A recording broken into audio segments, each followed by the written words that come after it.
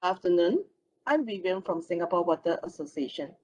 Thank you for joining us on today's session of water opportunities in industrial projects in Philippines and Vietnam. This event is co-organized by SWA and Ardurra International Group, supported by PUB, Singapore Water Exchange. Before we proceed, I'd like to touch on some housekeeping rules and disclaimer clauses. To ensure better connectivity, please mute your microphone and turn off the camera. You may communicate with us after the event. Please share your questions in the Q&A icon right bottom, where we'll try to provide answers where possible in each segment. Do identify yourself so we can respond to any unanswered questions. We'll be recording this session and reserve the rights to the video. Please complete a 1-minute poll survey at the end of the session. We will forward the recording and presentation deck to the respondents. All information shared is for general information only and does not contain or convey any legal advice or administrative assistance. Information shared today is true and accurate as of publication date. The organizer and speakers reserve all rights in the provided materials. For today, we are glad to have Mr. Fong Han Loong, Senior Assistant Director of Industry and Technology Collaboration Department, PUB, Singapore's National Water Agency, to give us a welcome address. Han Loong focuses on enhancing relationships with key government and global private water sectors and promoting Singapore's brand as a global hydro hub. Without further ado, may we now invite Mr. Fong to give us the welcome address. Mr. Fong, please. Thank you, Vivian. Good afternoon, everyone. My name is Han Loong, and I'm honored to be invited to speak at the inaugural SWA Industrial Water Solutions supported by PUB. Due to the pandemic situation, work from home is a default mode, and hence webinars become our key platform for interactions. It's therefore important that we maintain connected with one another, keep abreast of the developments in and out of Singapore, and be ready when the opportunities arises. COVID-19 presents new opportunities, especially when the manufacturing sectors will need to operate in a more stringent environment. With climate change accelerating the strain on water resources, industrial sectors will find themselves operating in a more stringent environment. Therefore, this webinar is timely to explore opportunities in the industrial water space. The SWA Industrial Water Solution Series aims to share water opportunities in the industrial sectors to the SWM members. Through this, we hope partnership can be forged to tackle these opportunities together as a united front. Lastly, I hope everyone can keep safe and your morale high. Without further ado, over to you, Vivian. Thank you. Thank you, Mr. Fong. Now we would like to invite Mr. Rodney Chapin, the founder and CEO of Ardurra International Group. With US and Singapore-based companies focus on technology solutions, mergers and acquisitions, advisory and project development in the water, waste, and energy sectors. Ardurra specializes on bringing creative solutions using innovative technologies or concepts to projects in the water and wastewater sectors. Current clients of Ardurra International include private water and wastewater investors, technology companies, local developers, and operations companies, the Asian Development Bank, as well as local and regional governments. So over to you, Mr. Rodney. Thank you, Vivian. And hello and welcome to all of you. I hope everyone is safe and healthy, and I appreciate you joining this webinar today. Let me share my screen.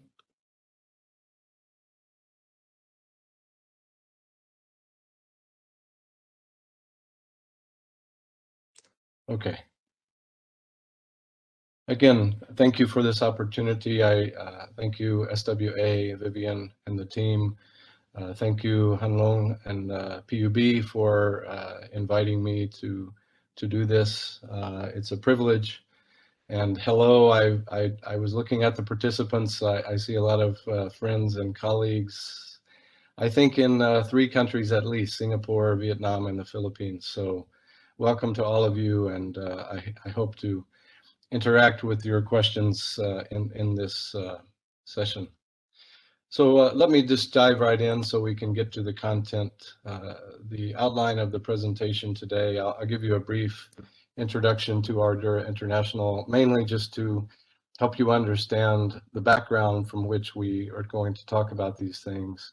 I'll do a little bit of a comparison of the markets, again, focused on the industrial markets in Vietnam and the Philippines.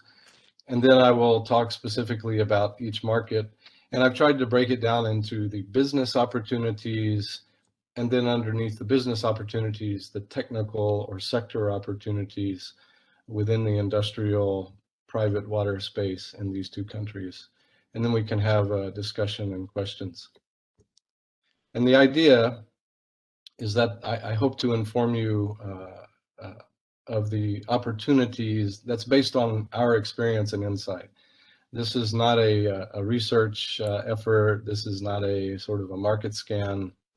This is actually based on what we see in our company and what I see personally in these markets. So I hope it's helpful to you today. And again, just a brief introduction to Ardurra International. We're a very young company, only about 4 years old. As Vivian said, focused in water, waste, and energy, with offices in the US and Singapore.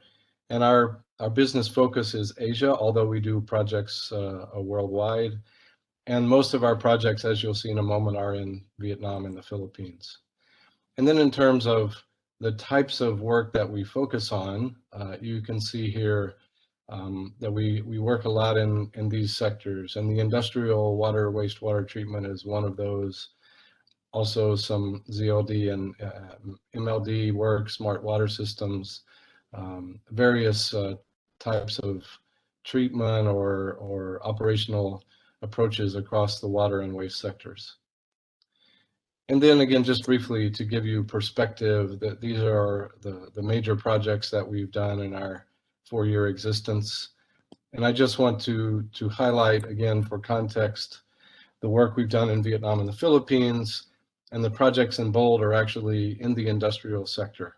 You can see in Vietnam, almost all of the work we do is in the industrial sector.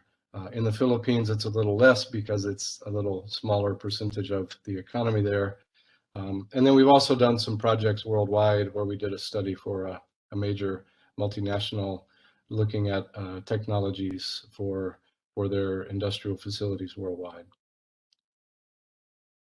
And just a little bit about me. I'm a technical person. I'm an engineer by training. I worked in the US for about 15 years plus, and then I've been working in Asia for 10 years. Prior to my starting this company, I worked for another major consultant in Singapore and in Vietnam and sometime in Thailand.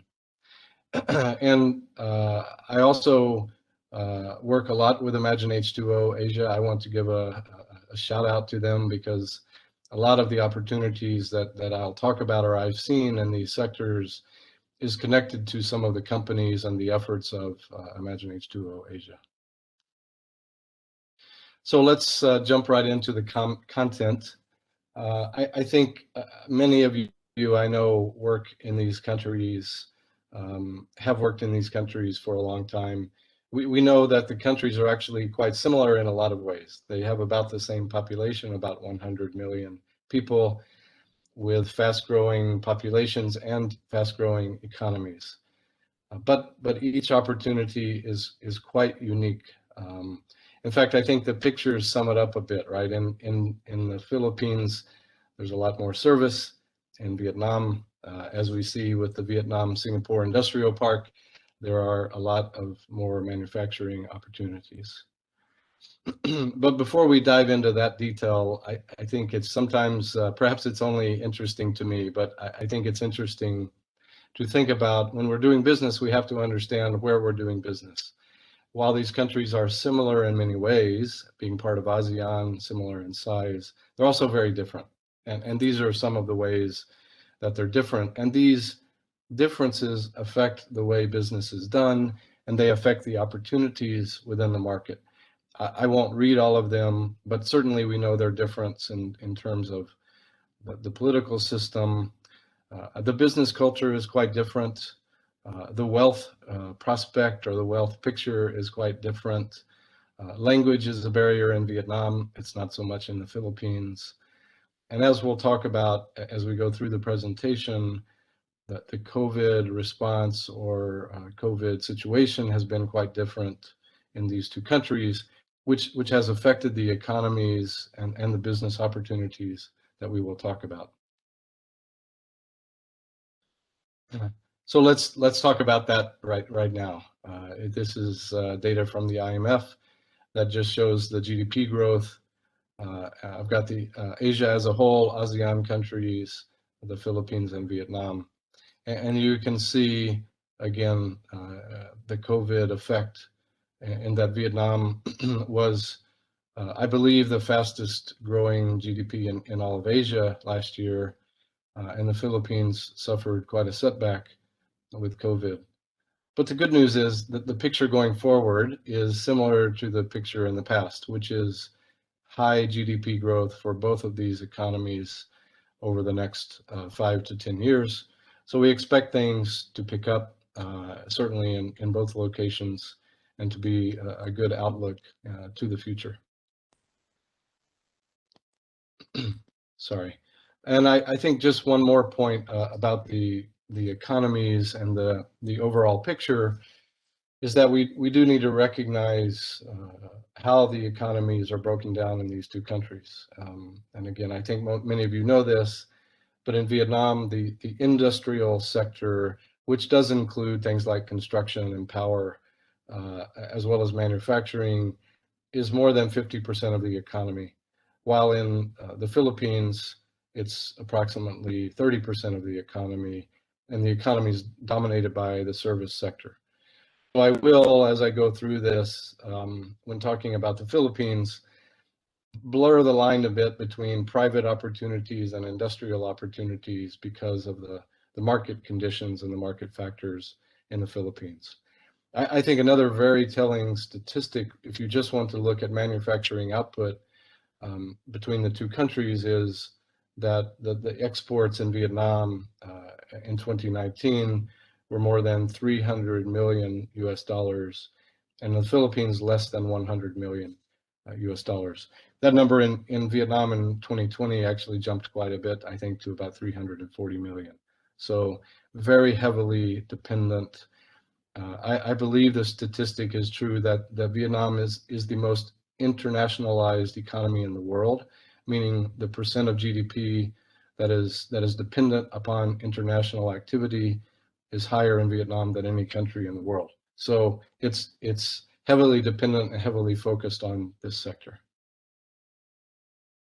So now that we've covered the macroeconomics and a little bit of the context comparing the countries, let's dive into the opportunities as I see them, as my company sees them in these two countries. So we'll start with the Philippines. Start with a beautiful picture here of a typical boat in the Philippines. And if I wanted to characterize the business opportunities in the Philippines, I would break them down like this. Again, in the industrial private sector, and that would be consulting or advisory work in all three categories. I think investment, planning, design, all of the typical consulting activities. There's a lot of opportunity in the Philippines for international companies to do this work. There's opportunity in EPC and construction. I'll talk a little bit about some of that, and definitely in some sectors where there's expertise needed. And then there are certainly some technical or equipment solutions that are needed in the Philippines based on specifics, right?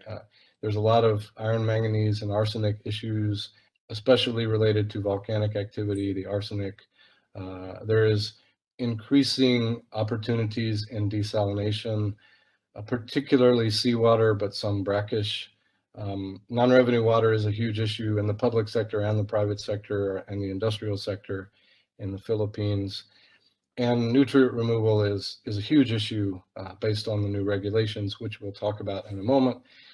And then in terms of investment opportunities, the Philippines and Vietnam are quite different. In the Philippines, if you are an equity investor in the water sector, whether a passive investor or an active investor, you really must partner with a local investor.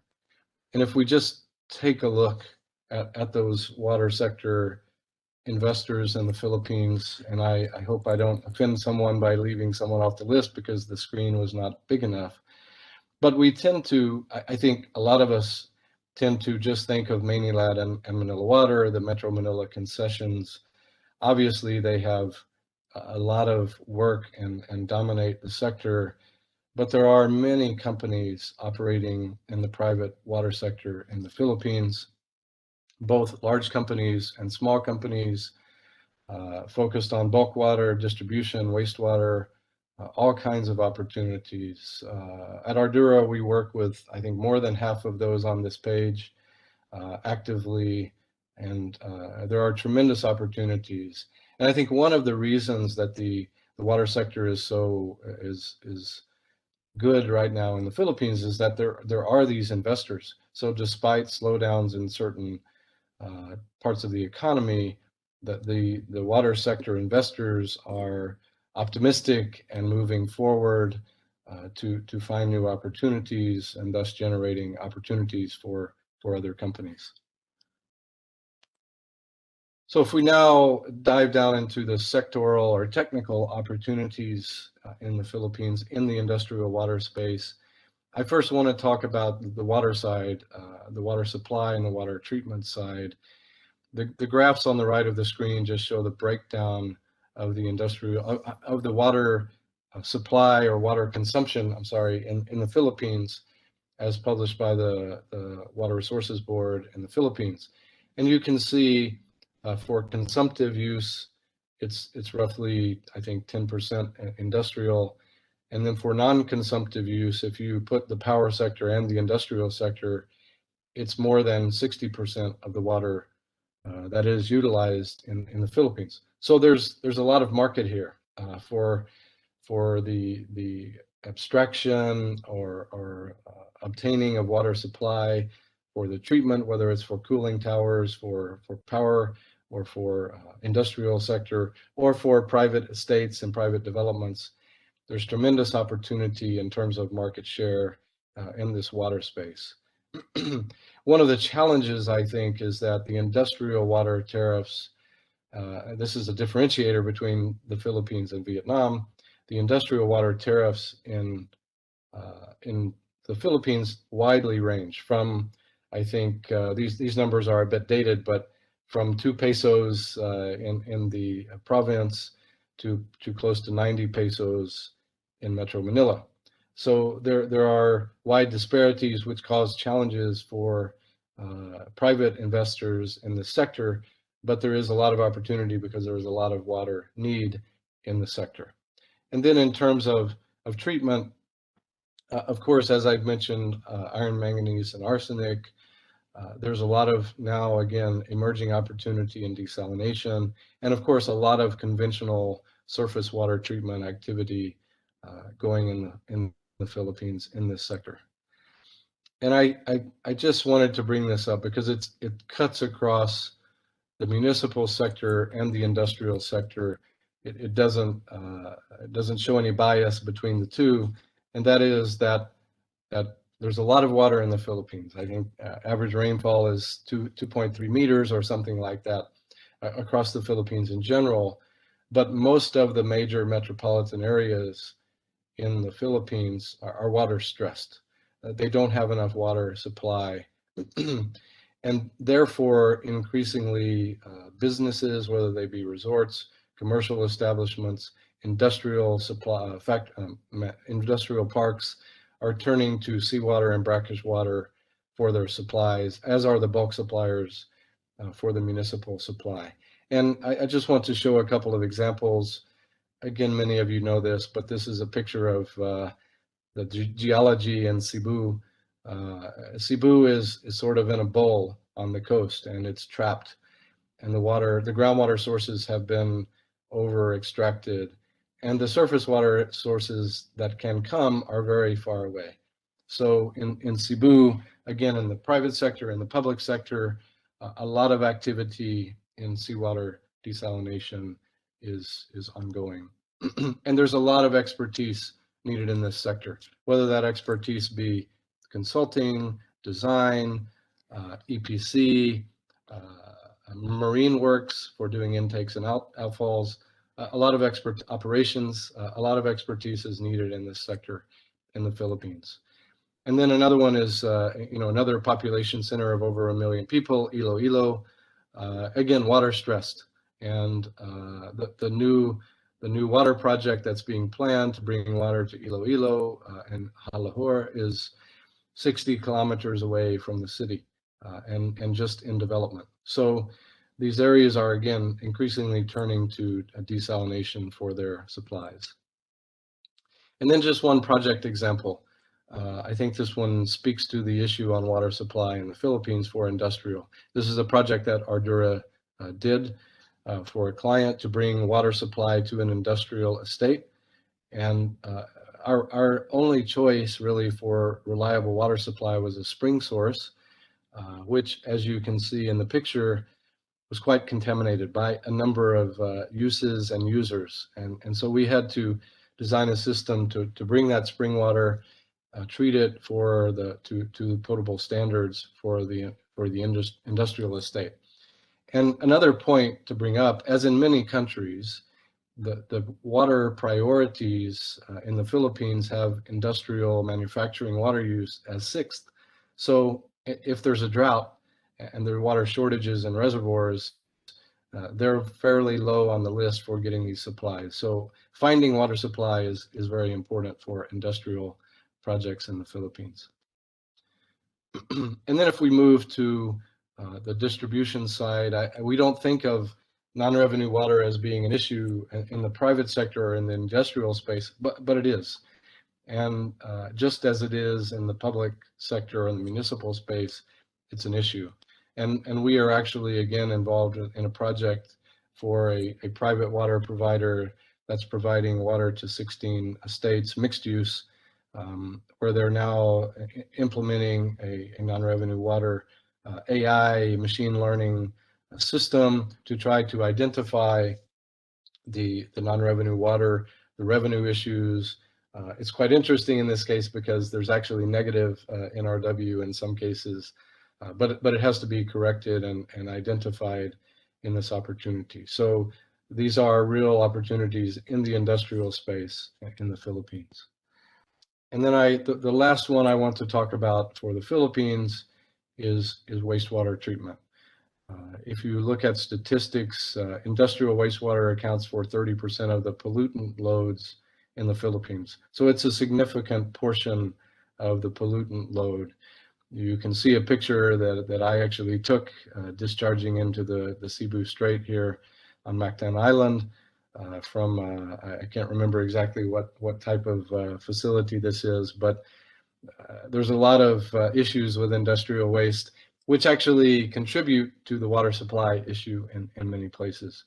These are agriculture, food and bev, high tech, and of course, the main driver of opportunities from a technical perspective is nutrient removal, nitrogen and phosphorus. And the reason for that is, if you're familiar with this, the administrative order that was issued by DENR in 2016 to increase the requirements, lower the effluent discharge standards for the Philippines. Here we're only showing Class C, which is perhaps typical more in the industrial discharge arena. But you can see that an ammonia limit of 0.5 and a phosphate limit of 1 are very challenging, as those of you who work in the wastewater space know. And what we find in the Philippines is that, again, public sector and private sector, these owners are looking for what I would call add-on or bolt-on solutions. Again, not easy, especially for ammonia. But if any of you out there, technology suppliers, have these types of solutions, I'm sure you can find a lot of business opportunity in the Philippines because it's a real issue. And if these industries don't comply, they will get cease and desist orders by DENR, and they won't be able to continue to operate. And we know from in the industrial sector, it's different than the municipal sector. If they have to shut down, they lose all their revenue because they can't run their factories, and this becomes a major issue. So I think very significant opportunity in the wastewater nutrient removal space in the Philippines.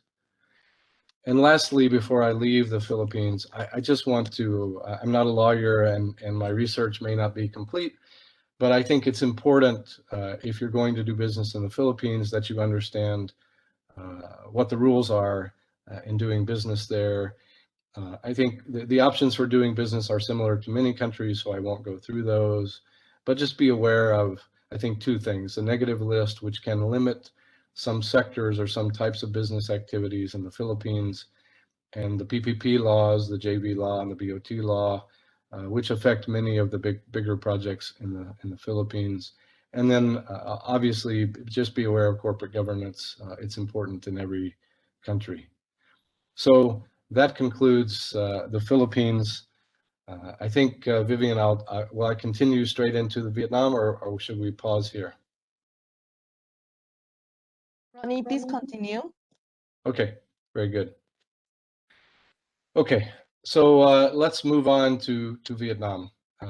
Again, as we said in the early part in the macroeconomics piece, it's a different picture. And I just, I don't like to do cute slides, but I thought this one deserved a look at. And what I think is happening in Vietnam is there's a perfect storm in the manufacturing sector. And we have many factors: the US-China trade war, the effective COVID management by the Vietnamese government, wage pressures from China, increasing environmental regulation and enforcement by the Vietnamese government, increasingly enforcement of anti-corruption policies within Vietnam. As I mentioned, the most internationalized economy in the world, dependence on foreign direct investment. Many very new trade agreements, EU, UK, and TPP are all quite new, I think, within the past couple of years. And then, you know, a lot of the activity is being driven just by the green or sustainability policies of the multinational corporations operating in Vietnam. And what this does is really brings unprecedented opportunities in the industrial water sector in Vietnam. And we'll take a look at some of those now. So similar to the Philippines, I tried to break down firstly the business opportunities. What types of companies can look at the Vietnam optimistically? I think the investment is different, very different in Vietnam. There is opportunity to invest directly in projects or with partners. There are Singapore companies investing in industrial parks, in water projects, and many other types of things in Vietnam. And the water space is quite active and quite open. And then there are technical solutions in the industrial space: industrial wastewater, recycling, water supply desalination as well, but perhaps more brackish, and then testing and monitoring, which we'll talk about in a moment. I would say the opportunities in consulting and advisory are a little less in Vietnam, just because of the way projects are done in Vietnam. And one of the reasons is that typically designs are done by the provider, whether that's the EPC or sometimes the equipment provider. And I also think in EPC construction, in the industrial sector in Vietnam, it's quite crowded. There's not as much opportunity for international companies. There are 5 or 6 Vietnamese companies who are very active in that sector and do quite well. And this map just shows the vast number of industrial parks in Vietnam, and those are expected to grow significantly. I can tell you that the industrial manufacturing activity is growing significantly. We're working on some projects right now where water demands and wastewater production have doubled in the past 6 months in some of these industrial parks. So it is booming right now. So let's think quickly about the investment opportunities. If you're an equity investor in the water sector, there are opportunities in bulk water supply for industrial parks and wastewater treatment at the industrial park level, and then for recycling also at the industrial park level. And the typical model in Vietnam is a 50-year build on operate contract. There is a new PPP law which will affect some of this activity, especially on the larger projects, but the model will probably stay the same. And I think what's good about the investment sector in Vietnam in the water space is that on the water side, the tariffs are regulated. They're controlled by the government. They're set by the government, and therefore it's easy to know at least what the tariff is going to be. So I've broken these down by water supply, wastewater, and recycling here. You can see what the tariffs are, and these are in Singapore dollars. Now, of course, they vary from the big cities to the smaller provincial opportunities, but I tried to hit the average or the range. And there is more of a range on wastewater treatment, and that is less dictated by government, more dictated by the private sector. But I would say, again, based on my direct experience, these levels are easily attainable for wastewater and recycling. So if you're looking to invest, for example, into a wastewater plus recycling project, you can generate over 2 Singapore dollars per cubic meter of revenue for the water that you treat and resell. Now, let's jump into the technical or sector opportunities again. Just as I said in the Philippines, where water supplies are perhaps constrained by geography, in Vietnam, they're becoming constrained by salinity intrusion.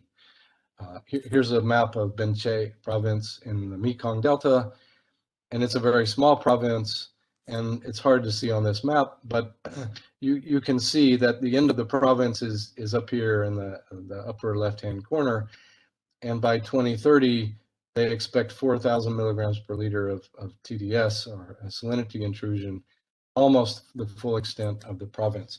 And in fact, in 2019, we saw this happen. It covered the entire province. So looking at mitigation of the salinity, moving of water, they're doing a mass water moving project in Benche right now, and brackish treatment. There's brackish treatment projects going on right now. It's a huge opportunity. Of course, it is difficult in terms of the tariff availability, but I think that will change. The government recognizes this issue and is starting to address it. And it's not just in the Mekong, it's up and down the entire country, because the entire country looks like this cute graphic here in the bottom left corner, mountains to the sea, almost, except for in the Mekong. The rest of the country is that way, but at the sea, the terrain is typically flat, and we have a lot of brackish intrusion. So it's not just in the Mekong that this is happening. And then another opportunity that I think some of you have heard about from some other speakers from Vietnam is water quality monitoring, both on the raw water side and then on the wastewater influent and effluent side. There are many laws, decrees, circulars in Vietnam which dictate full-time, sometimes real-time monitoring of raw water supplies, reservoirs, no matter what they are for. If they're for power plants, they also have to be monitored. Effluent from most wastewater treatment plants, even small ones, has to be monitored on a 24-hour basis, per day basis. And increasingly, we're seeing opportunities for industrial pretreatment monitoring, much like Singapore PUB has done on a large scale, to protect centralized wastewater treatment plants. In this picture on the bottom, you can go to any pump station, water treatment plant, wastewater treatment plant in Vietnam and see one of these. It's a big business in Vietnam. And then I think something we could talk about for hours if we had time is the wastewater treatment opportunities in Vietnam. Certainly huge textile sector in Vietnam. Food and beverage sector is also very, very large. High tech is coming. Samsung is the largest foreign direct investor in Vietnam. Apple and Microsoft are now coming to Vietnam. Aquaculture is a huge industry in Vietnam, which is growing because of salinity intrusion in the Mekong, and a lot of activity in that sector, a lot of very advanced high-tech companies looking at a lot of sustainability, reuse of many components in the aquaculture field, which require very high-tech water management systems. And this is also going to be contributed to by new wastewater regulations, which are coming, we think, this year in Vietnam. These are proposed and supposed to be implemented in 2021. And these are, you can see that for the two classes of water, column A and column B, there will be fairly significant reductions on the effluent requirements for BOD, COD, and total suspended solids. So there will be a lot of wastewater treatment plants that are looking to upgrade, improve their treatment capacity to deal with these new regulations that are coming in Vietnam. So I think I didn't mention this, but of the 200 to going to 300 industrial parks in Vietnam, 75 to 80% of those are covered by wastewater treatment. So these all have wastewater treatment plants, and they will all have to be improved if they're not already meeting these requirements going forward. And these are just, I think this will look familiar to perhaps some of you on the call, but these are just some opportunities that float my way all the time in Vietnam. And a lot of them, many now, are focused on no discharge, minimal discharge, or recycling. Everybody wants to keep their water and not discharge it. Again, not just because of cost for the buying of water, not just because of discharge requirements, but because of the policies of these multinationals, the policies of the trade agreements in Vietnam. It is a huge opportunity in the sector, in the factories and in the industrial park centralized plants in Vietnam. And then again, waste to value. This picture I'm showing you is actually an opportunity where the company asked me to look at how we can convert this into a valuable product, whether a fertilizer or some other product, and a lot of very high-tech solutions in this space in Vietnam. And then lastly, I just want to talk briefly about the recycling opportunities in Vietnam. You can see this is a picture very clearly of the wastewater treatment plant, centralized wastewater treatment plant, 28,000 cubic meters per day on the left, and a recycling plant on the right with a capacity of 13,000 cubic meters per day. And in this case, this is in central Vietnam. They love the water. All of the industries have the choice to buy potable water or this water. They buy this water because it meets their green sustainable policies. And of course, it's very high quality water as well. So the opportunity in this sector for investors, for technology, for EPCs is quite large in Vietnam. And in fact, along with Imagine H2O Asia, which I mentioned earlier, we're going to be doing a pilot study in Vietnam to look at increasing the recovery, because you can imagine in an industrial park with a fence around it, you only have so much wastewater, and you need to return as much of that as you can to the industrial customers as recycled water. So we need to increase the recovery. So we're going to be looking at FTS H2O, which has an osmotically assisted RO system to enhance recovery in an economical way. We'll be doing that this summer, and we'll be doing a presentation on this at SIWW.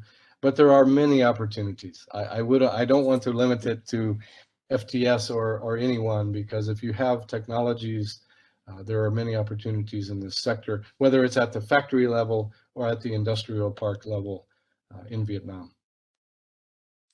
And then lastly, before I open it up and allow a little bit of time for questions, I just want to show this screen as well on doing business in Vietnam. I think there are similar options for doing business in Vietnam. There are a lot of tax advantages for investors, equipment suppliers in the environment space, in the water space. You can look into those. Vietnam is a socialist country. Certainly, you need to be aware of labor laws. I say this by experience. It's important if you're doing business here just to be aware. And of course, corporate governance and corruption. The government has taken a strong stance on these issues, which is very good. It's very good for business, both in the country and for international companies. And that's taken the face of both more enforcement on the environmental side, but also just making the opportunities more open for international investors and companies to do business in Vietnam. So that's really all I have. I hope it's been informative. And I'll just say in summary that opportunities abound in both the Philippines and Vietnam in the industrial/private sector for water. However, the business opportunities and the technical sector opportunities do differ between the countries. And then lastly, I think you know this, but in both countries, relationships matter and local understanding is imperative to do business. So with that, I'll stop. I'll hand it back to Vivian, and we can hopefully answer your questions. Thank you, Ronnie. Yes, I do not see any questions from the floor audience. Yeah, there's no questions in the chat. There's no question in the Q&A. But is there any other areas that you would like to advise our participants today? No, I mean, I think the last point that I was sharing, Vivian, is that I've maybe I should have said this earlier. I've done business in Asia for 10 to 12 years, and I've lived in Vietnam for 8 or 9 years. And what I think is both exciting and humbling is that I still don't understand it very well. I think so. The point about local knowledge, local partners, is so important in both countries for different reasons, I think, but it's very important. And I'm happy. I do this all the time. I'm happy to advise people, help them find local partners, or just tell them my opinion of what the picture looks like in the water space, because it is so important. I think in the Philippines, it's easier for companies or individuals from outside the Philippines to do work on their own. In Vietnam, it's a little more difficult, but in both countries, the relationships are very, very, very important, and partnering is important in both. Rodney, we see some questions coming in already. So we have these questions from Mr. Marcus Lim. Well, we have quite a number of questions. Let me see. My eyesight is not working very well. Yeah, I can see the question. I'll okay, answer. Okay. Yeah, and it's a very, very good question. and I'll answer it in different ways. I can say in Vietnam that compliance and enforcement is absolutely increasing for a number of reasons. One, the Vietnamese government has recognized that it must do that in order to continue to grow and to be, as they now have a plan to be a fully developed nation, I think in about 20 years. They have to clean up the environment, and they have to make the environment, meaning the business environment, palatable to international companies. And lastly, the people in Vietnam are now demanding it. There have been some incidents in Vietnam with discharges, fish kills, turning lakes pink, these sorts of things. And the government has decided that they must enforce the discharge limitations for wastewater. So it is happening in Vietnam.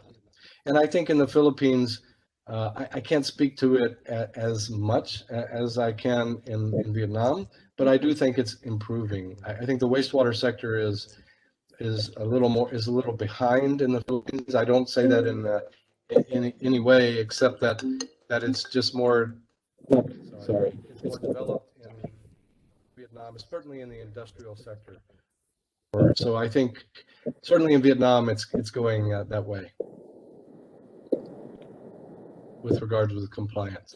Yes. Yes, Rodney, there's three more questions from. We have one from Mohammed from Hydraulic. Wanted to ask about local partners. Could you add more on the challenges and criteria? Yes. I think, again, it differs in the two countries. Certainly, again, it also depends on what you're doing. If you're supplying equipment or selling solutions, you certainly need a partner in each country to distribute because there's import requirements and all these sorts of things. So you either need to be here or have a partner to do that. But then in terms of just actual execution of projects, having a partner is very important. Because, for example, in Vietnam, I mentioned that most of these industrial water treatment and wastewater treatment facilities are built by 5 or 6 contractors. And if you're going to sell to those projects, you're going to have to sell to one of those contractors. And the relationships typically exist through local equipment reps or other people who do business with them or directly with those companies. And I will say this too, they're very open-minded to new solutions because this is a competitive environment also. So what I find is that a lot of times these partners, if you can connect with them, they'll really be open to these opportunities because it gives them an advantage business-wise in the sector. But I think it's very, very important. And then in the Philippines, I think, again, very important because most of these projects are done by the private water companies, the ones that I listed, or by the local water districts, and relationships are very important with all of them. So having a local partner who can help you make that connection and sell is quite important. We have 2 more questions. One is from Marcus. Compliance from wastewater to wastewater discharge has been weak in both countries. Has that been changed over the years?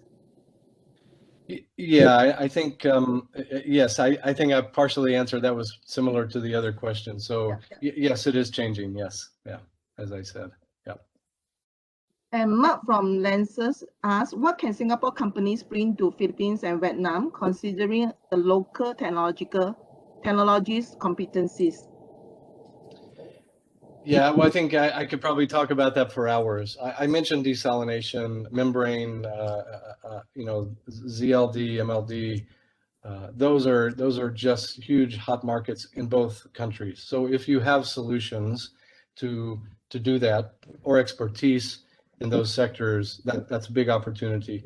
Textile sector, I know some people on the call here are very active in those markets and have made great strides. Singapore companies who have done that in the textile sector. It's big in Vietnam. I think electrocoagulation, other types of technologies, big opportunities in the industrial sector. So I would say those are probably the 2 that jump to mind. Recycling would be another.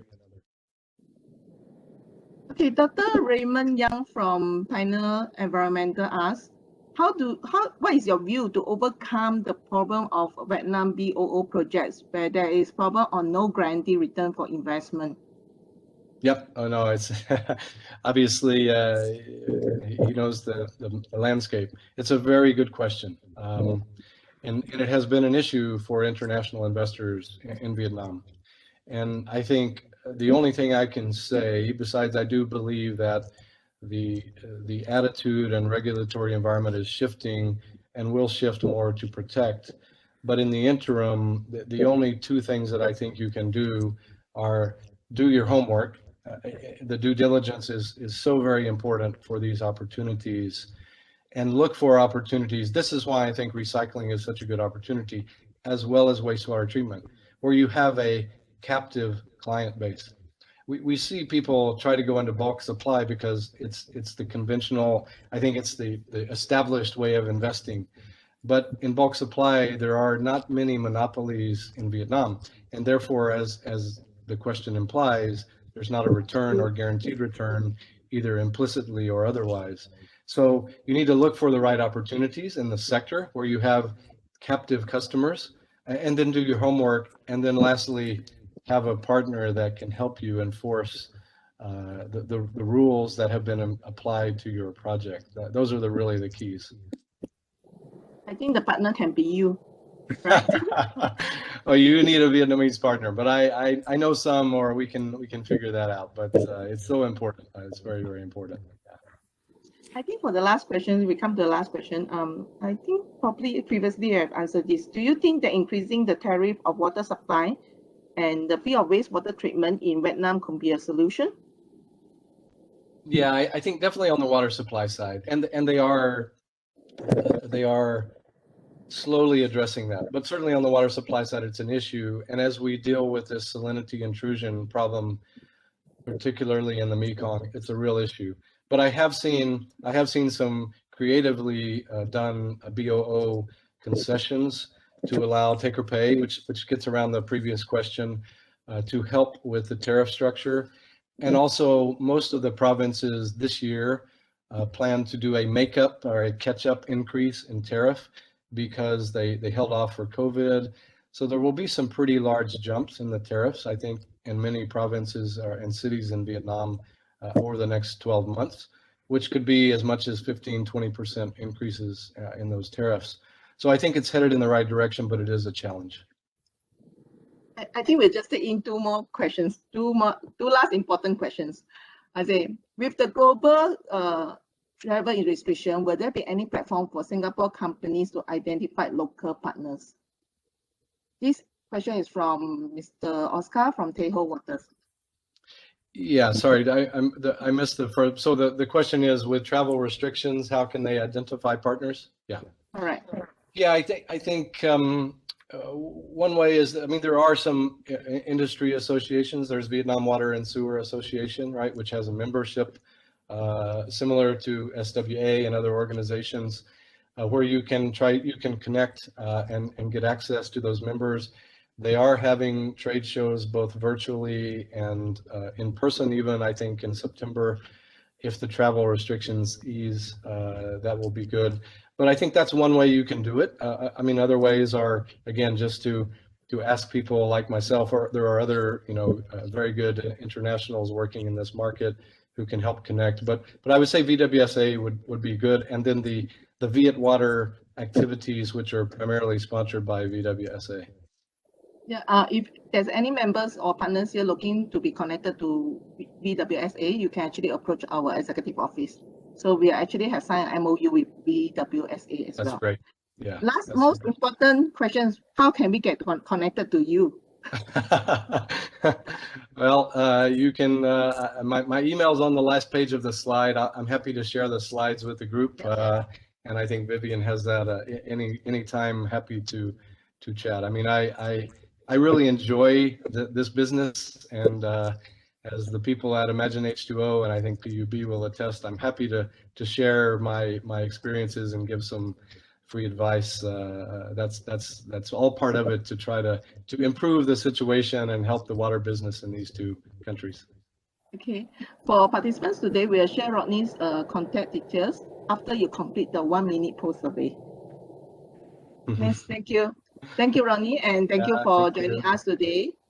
So for the upcoming webinars in May, we have 2 more sessions, the SGWS Water Utility Series, as well as Stormy Innovation with SIMTED on the 21st and 27th May. For further queries on this session, please contact the SWA office. Now,